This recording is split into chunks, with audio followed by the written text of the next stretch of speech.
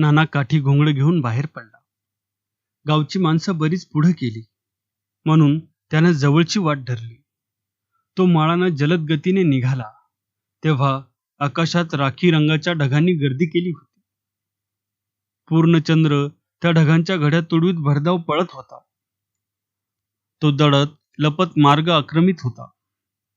चंद्र ढगात दळला की सृष्टीवर अंधार पडत होता आणि बाहेर आला की प्रकाश उधळला जात होता.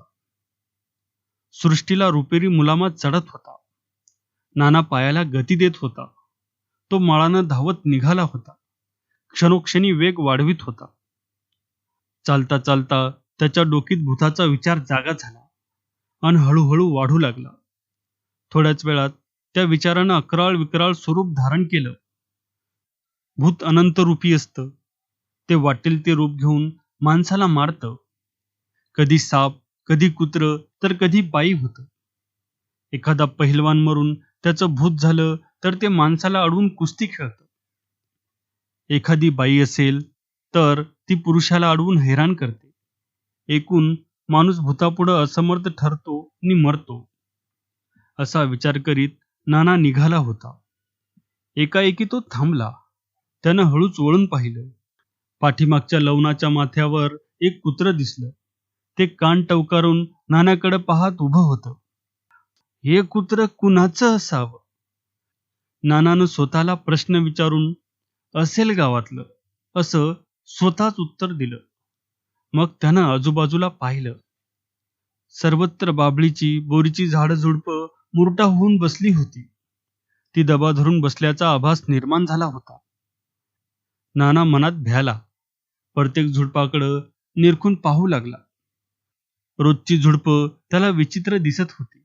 आपण उगीच घाबरलो असं म्हणून तो हसला. इतक्यात त्याच्या पायाखालून काहीतरी सळकन झुडपात शिरलं. तसा तो पुन्हा चमकला.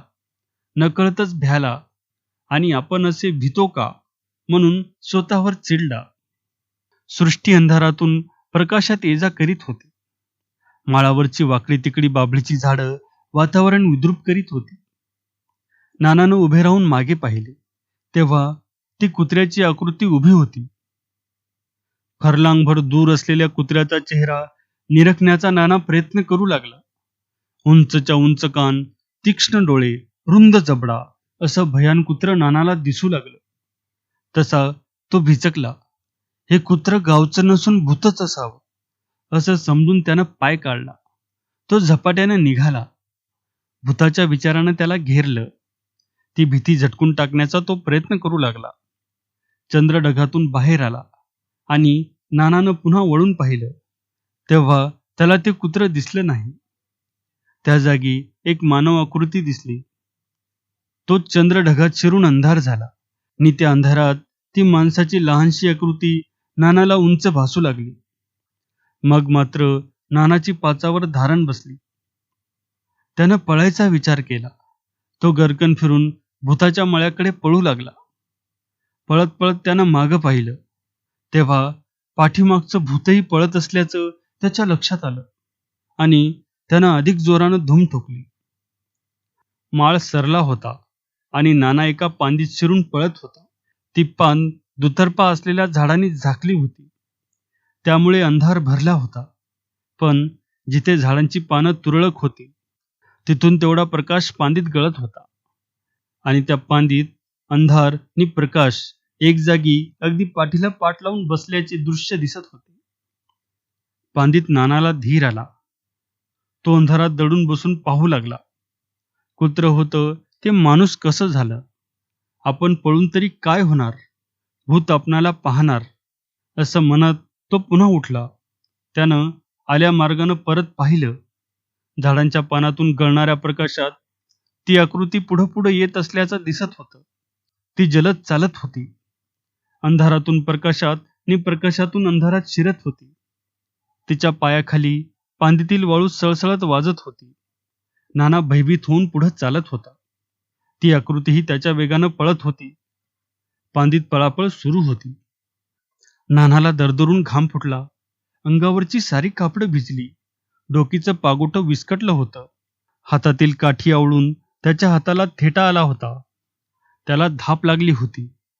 पान संपत नव्हती अन तो भूताचा मळा जवळ येत नव्हता. भूताचा मळा जवळ येताच नानाला धीर आला आणि तो स्वतः संतापला. दणका देऊनच पळायचं असा विचार करून तो थांबला. त्यानं चाचपून एक दगड घेतला आणि दबा धरून पाहू लागला.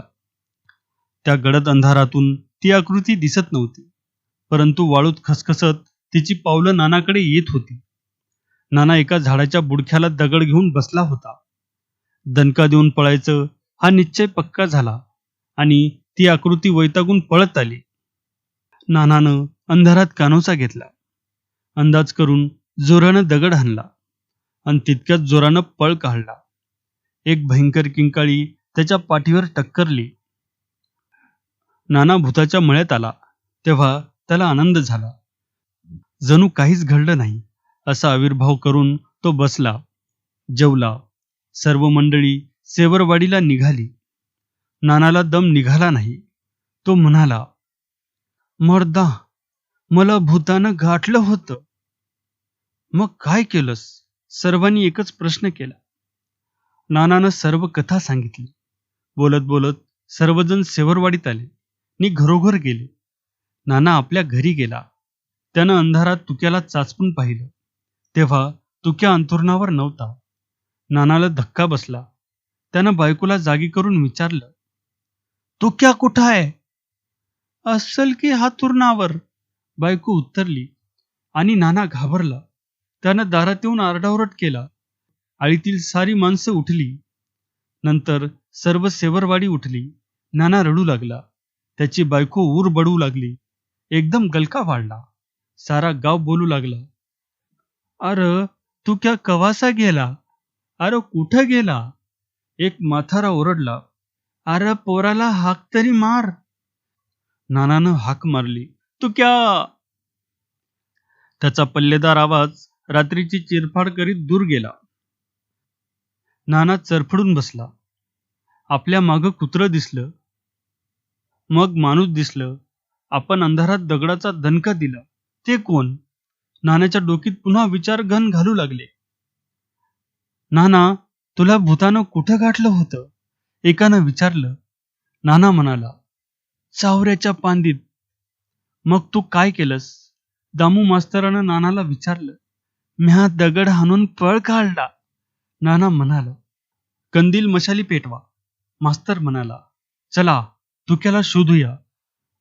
लोकांनी पलिते कंदील पेटवले आणि ज्या वाटेने नाना भूताच्या मळ्याकडे गेला होता त्या वाटेने पळत गेली.